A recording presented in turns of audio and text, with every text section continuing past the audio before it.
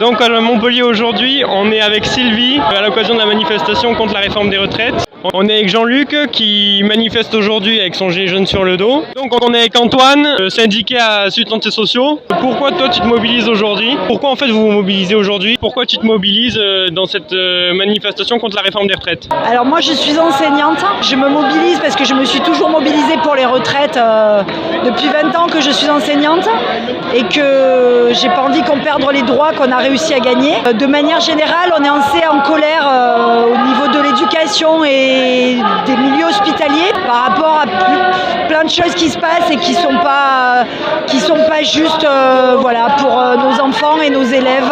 C'est très très compliqué sur le terrain. En fait, on se mobilise tout le temps, nous. Les gilets jaunes, ils sont partout, en fait, depuis longtemps, depuis plusieurs mois. C'est la question du capitalisme, en fait. La question du capitalisme qui est on privatise tout, on donne tout au privé, on fait de l'argent avec tout, on détruit la planète, c'est l'école, la santé.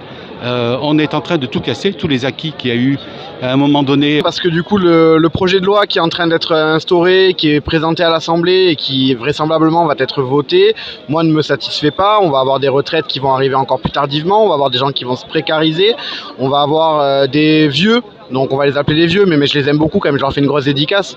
Mais on va avoir des vieux qui vont rester dans une grosse précarité parce qu'ils vont avoir beaucoup moins d'argent. On va avoir des jeunes qui vont continuer à cotiser plus longtemps pour avoir aussi moins d'argent au final. On va avoir simplement une société qui se précarise et moi je suis contre cette société-là. C'est aussi un mouvement de protestation contre le gouvernement de manière générale. C'est pas que la réforme des retraites. Là aujourd'hui c'est la réforme des retraites, mais je pense que c'est une convergence aussi vers toutes les propositions de loi qui nous font. Aujourd'hui on a vu que il y a plusieurs syndicats représentés, mais toutes les fédérations n'ont pas appelé à cette date-là. Et on a vu que tout le mois de septembre il y a eu beaucoup de dates de mobilisation posées différentes. Moi je voulais savoir ce que tu en pensais. On a vu pendant ce mois de septembre qu'il y a eu beaucoup de mobilisations, mais en fait il y en a pas une qui tombe à la même date. Je pense aux marches pour le climat, au mouvement des gilets jaunes, aux manifs appelés par les syndicats aussi. Toi, qu'est-ce que tu penses de cette division des dates? Moi, je suis très en colère de ça, justement, parce que moi, aujourd'hui, je suis en grève et mon syndicat appelle que moyennement à la grève, je vais dire.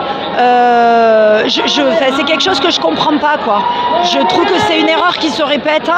Je suppose qu'il y a probablement des volontés politiques et des choses qui m'échappent complètement.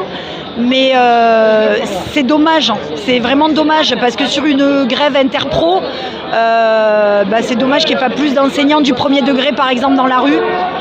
Je vois qu'il y en a quelques-uns du secondaire, qu'il y a d'autres professions, mais on n'arrive pas à être tous ensemble et je le regrette vraiment. Je pense que ça sert pas. Le calendrier, en tout cas, il sert pas à un mouvement assez fort. Après, ce qui est compliqué, c'est d'arriver à réunir tout le monde. Et en même temps, ce qui est bien, c'est de voir qu'en fait, les gens, sans s'organiser, ils sont présents, ils répondent présents. Le samedi, il y a du monde. Sur la marche pour le climat, même s'il n'y a pas forcément du monde là, ce samedi à Montpellier, il y en a eu sur d'autres dates. Moi, je reste optimiste. Le 5 décembre, il y a la RATP qui a connu une grève historique là au début du mois, qui appelle en fait à une grève illimitée. Est-ce que toi, tu souhaites que ta fédération, ton syndicat et plus globalement toutes les fédérations appellent pour une fois à une même date pour frapper fort et tous ensemble? Oui, sur une même date, tous ensemble et très fort. Oui, une journée tous ensemble, ce serait vraiment vraiment bien. Il y a la RATP qui a appelé une grève illimitée à partir du 5 décembre.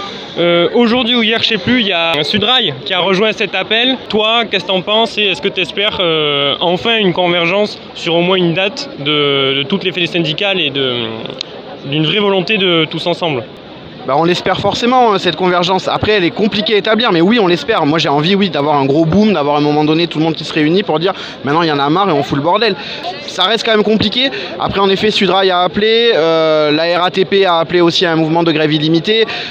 On sent que la grogne, elle reprend, on sent qu'on a une rentrée quand même de mécontentement qui se fédère et qui se solidarise. Donc on espère que ça va aller plus loin. Et du coup, le ras-le-bol, il est général et touche toute classe sociale. Pas bien sûr, pas les très riches, parce que de toute façon, c'est eux qui en tirent les bénéfices.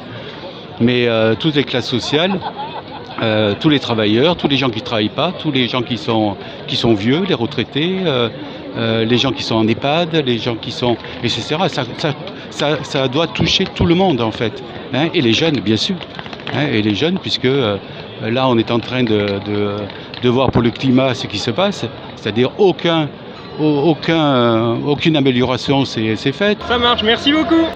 Super, merci beaucoup. Ça marche, super, merci beaucoup.